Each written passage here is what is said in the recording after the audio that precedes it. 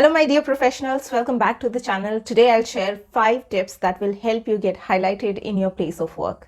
And to begin with, tip number 1, minutes of meeting. Doing this simple thing can get you highlighted as a good employee at your workplace. So whenever you are attending any meeting or you are a part of any meeting, maybe you're just a listener or maybe an active participant, make sure that once that meeting is done, you send minutes of meeting to a common channel where all the participants are there in the meeting chat. You can send there or you can send it over an email as well.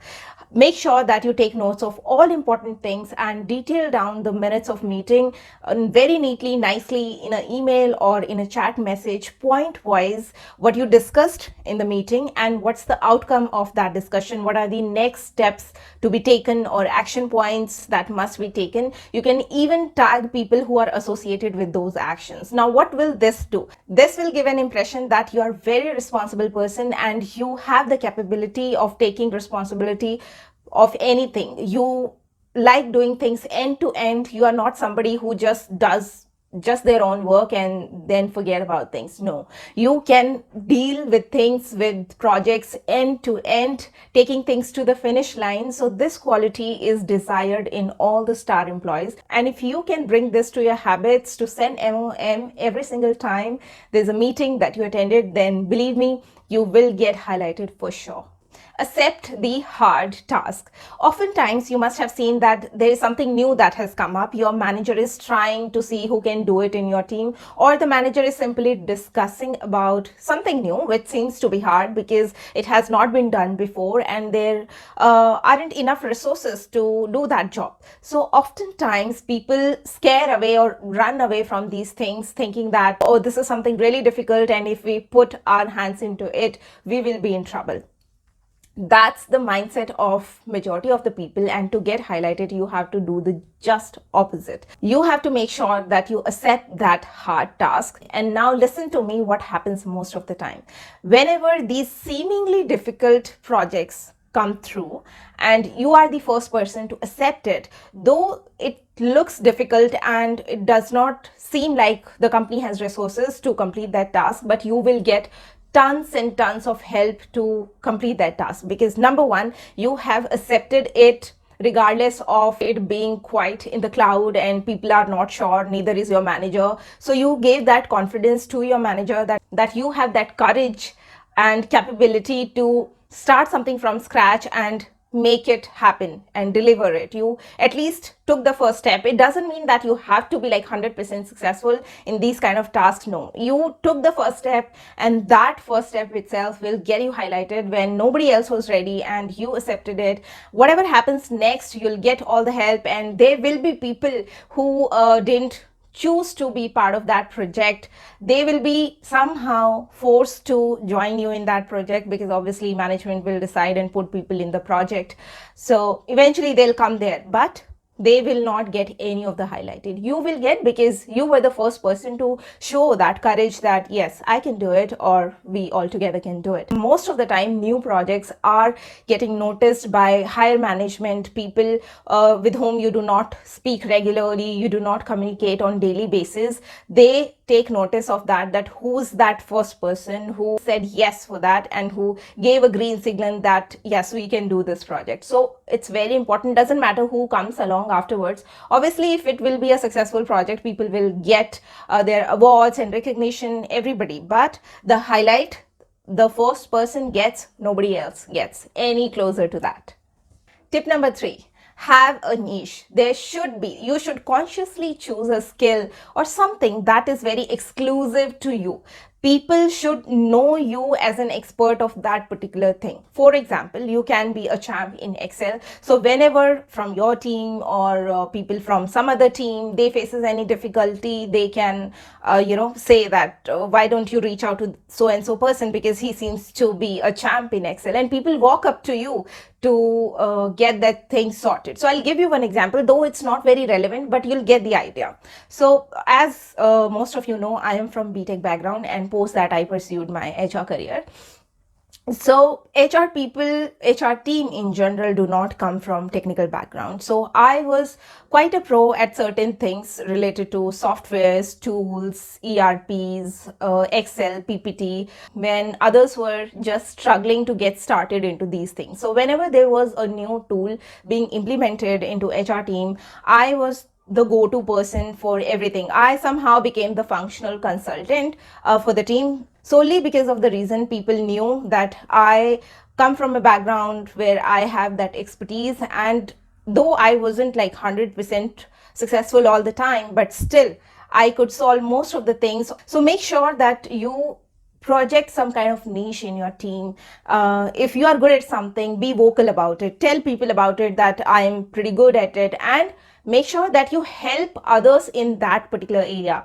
If you have the expertise but you do not share it with anyone, then it's of no use. You need to help people to get that highlight effect of the skill in which you are an expert. So make sure that if you are good at something, be vocal about it, help people to get highlighted. Point number 4, and it's a very famous one, and it is applicable to all the jobs out there, which is that you have to document every single thing. Even if it is a conversation, then it is good to acknowledge it over an email to the other person. In IT industry, I'm sure it's true for other industries as well, but because I mostly have worked with IT industry, so I can speak from that point of view, that in IT industry, it's said that if it is not in written, that means it's not done. So it gives you two benefits. Number one, if somebody tries to challenge you that you never done it on time, or I didn't say that, why did you do it, if you have things in written, these people can get a very good answer from you because you have the facts ready with you. Facts will speak for themselves. The email can never lie. People can lie for sure. So when it comes to timelines or accepting something, some tasks, when somebody is trying to give you work behind the scenes without the information of your manager, some like behind the scene task which is not necessarily your responsibility, make sure that you take that on email always. If the person has not sent you an email but has conveyed you verbally the work, make sure you write an email to that person saying that, hey, as discussed, I'm going to start working on so and so tasks. So if there's anything more you want to give me as an input, please feel free. So this kind of email will not come across as a target one, that you are purposely trying to target that person into the written form of communication, but it will come across as a subtle reminder that you have given me this task and I'm going to start it. If there is any other input that you want to give me, it will be good if you give me now because I'm getting started on the work.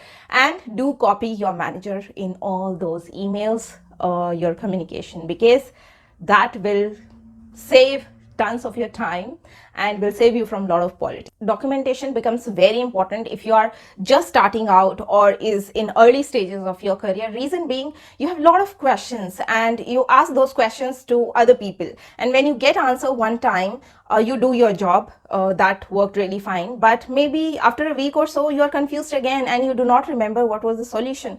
So instead of spamming people and bothering them, which honestly nobody likes, everybody is busy in their own work, and when they realize that this person is asking same question every week, then it does not give a very good impression. So please do not do that and do not be that employee. Go back and refer to that document of yours. You will, in a day or two, will find yourself just doing fine on that project like a pro. So documentation has lots of power and it can certainly get you ahead in the game, because a lot of people, majority of them, do not document anything. Neither they write emails nor they document their learnings anywhere. And when it's time to speak for themselves, when the right person is sitting in the front and asking, hey, what you have done so far, and those people just go blank because they have never traced down their learnings. But if you have done so, you'll be able to chart out your learnings, your deliverables very beautifully. And the last point, my favorite too, I have said this in so many of my videos, that is,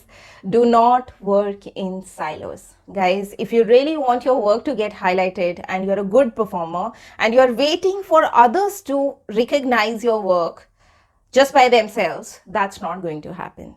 You have to make sure that when you're working hard, you're performing good, that people notice that it's you have done good work. Nobody is going to do that marketing for you, especially in so fast-paced industries like we have now in IT industry or whatever industry. If you work like behind the scenes, then be ready, somebody else will for sure take that limelight from you.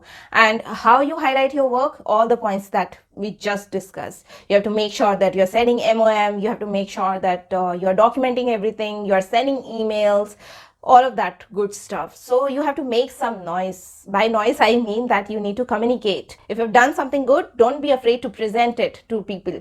Do not present your work to somebody who's on your competition level or people who can take advantage of your work. Sometimes it happens that a team member has worked on something really great and worked really hard on that, showed the same thing to a team member just to get the acknowledgement, or what do you say, that you try to get some positive feedback from the co-workers so that you can get confidence that it is good, and then you will show it to your manager. Never do that, because you never know that co-worker is a friend or not a friend, and make something, works on something similar and present the same idea sooner than you to the manager. Then it's not the manager's fault. Manager doesn't know who worked on it and who cheated. So make sure you do not do this mistake. So please guys, do not work in silos. If you have done something smart, something great, go ahead and present it to the right person then and there, and it will for sure help you get highlighted as a great employee. So guys, now let's quickly summarize all our 5 tips to get you highlighted as a good employee. Number 1, MOM of the meetings. Number 2, accept that challenging or new task. Number 3, document everything. Number 4, have a niche or an expertise area. And number 5, do not work in silos. If you have done some great work, make noise about it. So that was it guys for today's video. Let me know, how did you like this video? Do you find it useful? Do you want to see a part 2 of this video where I share more tips about things that can get you highlighted as a star employee, as a good employee? I'll be happy to do so. With that, I'm signing off. You stay tuned and keep on watching more content on the Corporate Diaries to be corporate ready, and I'll see you in my next video. Till then, stay safe and healthy. Take care. Bye.